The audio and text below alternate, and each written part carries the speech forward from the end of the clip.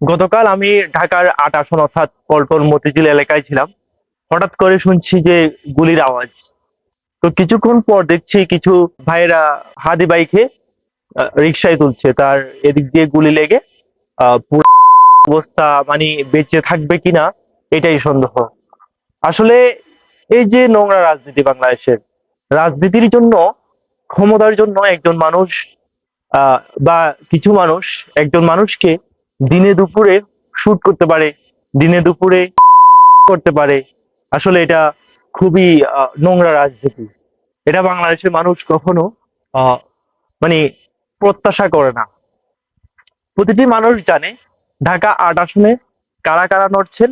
এই সামনে যে নির্বাচন, এই নির্বাচনকে কেন্দ্র করে নির্বাচনের জিতার জন্য বা নির্বাচনে এমপি হওয়ার জন্য, ক্ষমতা পাওয়ার জন্য আসলে মানুষ, একজন মানুষ আরেকজন মানুষকে দিচ্ছে। আসলে আপনি হাদি ভাইকে করে বা শুট করে দিতে পারেননি, আলহামদুলিল্লাহ উনি বেঁচে গিয়েছেন। কিন্তু মনে রাখবেন, জনপ্রিয়তা কমাতে পারেননি, বরঞ্চ হাদি ভাইয়ের জনপ্রিয়তা আরো বৃদ্ধি পেয়েছে।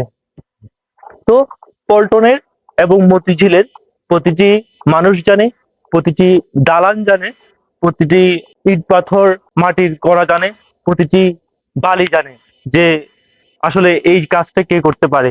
সেটা বাংলাদেশের মানুষ জানে। এটা আমাকে এখানে নাম ধরে প্রকাশ করতে হবে না। আসলে আপনি জনপ্রিয়তা কমাতে পারেননি, বরঞ্চ জনপ্রিয়তা বাড়িয়েছেন।